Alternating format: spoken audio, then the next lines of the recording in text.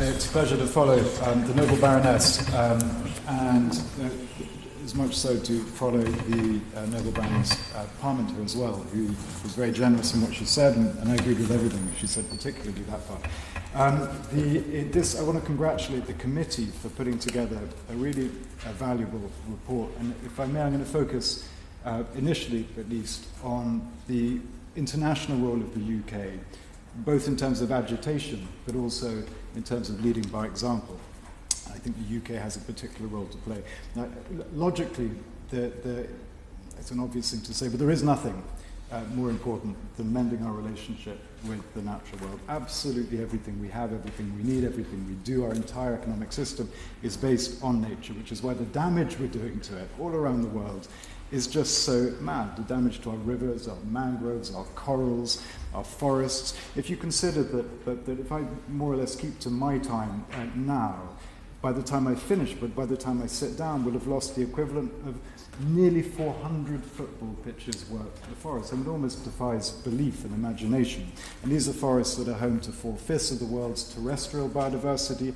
Around 1 billion people depend on them for their survival. And the forests, as we know, regulate just so much, not least our climate, but our rainfall. The Congo Basin alone is believed to generate more than half of the rainfall for the entire continent of Africa. So this isn't just an issue of biodiversity, and it's certainly not just an academic discussion we're having. And the reality is there is no technological substitute for these systems. The only solution and the ultimate challenge is finding a way to protect what remains, to restore what we have carelessly lost, and then to do everything we can through all of our decision-making to reconcile ourselves, our cultures, our civilizations, our economies with the natural world on which we depend. And I say it's an obvious thing to say, and I think for this room, I'm certain for this room it didn't need to be said, but it is an argument that needs to be made repeatedly. And the reason for that is that far too often when we hear debates about the environment, or when the environment is discussed as a political issue, we're not actually talking about the environment. We've reduced that whole thing down to a very, very narrow focus on carbon and climate change. It's extraordinarily one-dimensional discussion that we're having most of the time. The reality is that we could put all the solar panels in the world on all of the rooftops around the planet. We could invest 10 times more in energy efficiency. If we don't massively ramp up our efforts to protect and restore nature, it's all pointless. There is no pathway to net zero. There is no solution to climate change without forests. And I think it's really important that we keep our conversation as broad as possible. Climate change is an overwhelming threat, but it is a symptom, just one symptom, of an underlying and abusive relationship we have with the natural world. Well, of course, I don't want to in any way sound like I'm discouraging efforts to accelerate the much-needed energy or clean energy transition.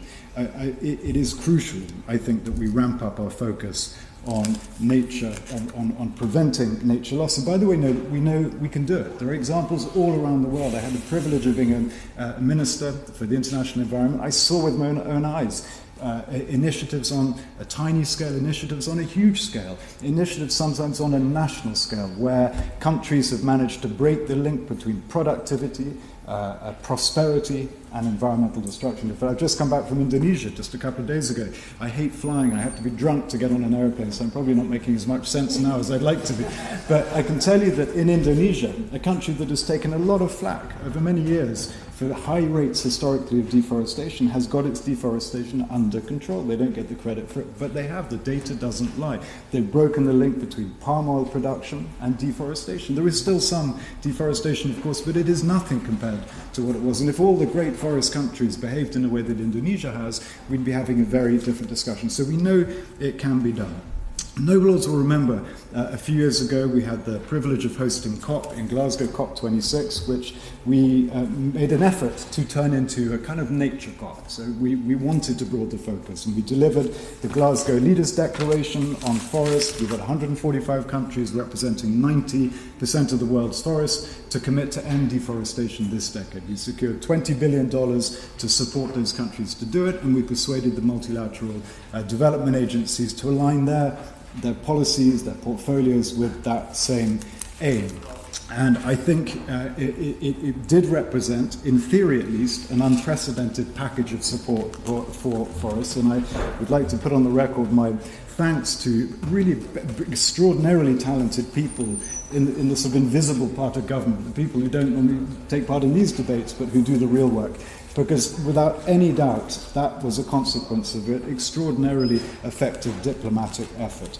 Since then, we attempted to take that same energy, that same approach, the same momentum to Montreal, which was about a year later. And in order to have an impact, in order to be able to influence the debate, we protected those diplomatic networks that we created. We remained co-leaders of the High Ambition Coalition, the Global Ocean Alliance, organizations designed to extract maximum ambition from countries with which we get on well. We spearheaded with Ecuador, the Maldives, Gabon, a program which suggested how countries might come together, club together in order to fund what was needed in terms of nature restoration. And it was a program which was more or less adopted in Montreal, in the Kunming-Montreal Protocol. Now, there's no doubt that the UK played a very important role. I'm really grateful to what Baroness Parmenter said earlier, but the truth is, I had the honour of being the front of much of this work, but the real work was done by hundreds and hundreds of people in government who were up all night, 4 or 5 days in a row. I thought some of them might be knocking on the door of madness by the end of it, relying only on coffee, but they just did an extraordinary job, and they went way beyond what I certainly was expecting at the time, and I'm very grateful to them. But what was agreed in Montreal was seismic. It's an action plan that will put the world on a path to recovery. We're here to talk about the 30 by 30 targets, and obviously that was the headline achievement that was secured in Montreal. But it was also agreed, and this is, I think, hugely important, that the wealthier countries would provide at least $20 billion per year by 2025 in order to help nature-rich but economically poorer countries deliver their part of the bargain.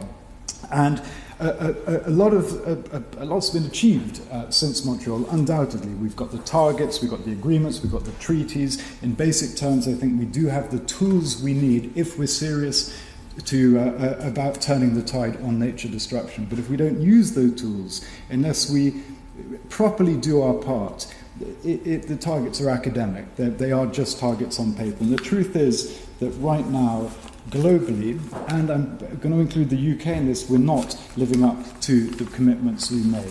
We're less than 1 year from that $20 billion a year target. By the end of next year, we're supposed to be contributing between us, rich countries, $20 billion. But a report that's been produced by the ODI, it's commissioned by the Brilliant Campaign for Nature, based entirely on the OECD figures, shows that just 2 countries are contributing what they regard to be their fair share of that finance, and the UK is not one of them. And I'm certainly not blaming the new government. You've only just taken your seats in new government, but the UK is not one of them, and the UK really does have a hugely important role to play in terms of turning those grandiose commitments into something approaching reality. We've been at the heart of this debate now for some years. I think it was a colossal error of judgment on the part of the most recent iteration of the Conservative government, where we just walked off the stage. We weren't there at the big events. We were fiddling the figures to make it look like we were spending more money than we were. We were letting down allies, and I think we did the UK's reputation an enormous amount of damage. But this government has the awesome responsibility of turning things around, rebuilding our reputation, and showing that when we make a promise on these issues, we stick to it, we keep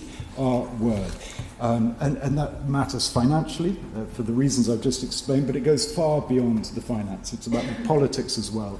We have a history of being able to agitate in negative ways, but also in very positive ways, internationally, persuading the world to do what we think the world ought to be doing. And when it comes to nature, our voice has counted for something. There have been many events, many times in the last few years, where regional groupings gather to talk about, for example, Amazon, and you'll have all the Amazon countries there and the UK.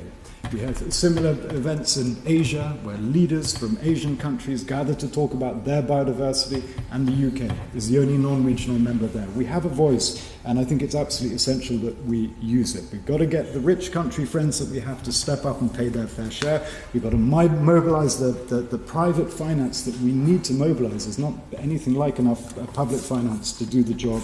We've got to make sure that the forums that we're part of, like the G7, honour the commitments they made. If you remember at the last G7, there was a commitment that all international aid, not just climate, not just nature aid, but all international aid would be aligned with the global biodiversity framework. That has not happened. It's not happened in the UK, and it's not happened elsewhere. I'm absolutely running out of time, so I'm going to make one final point, and that is that the biggest challenge that people talk about when it comes to restoring our relationship with nature is finance.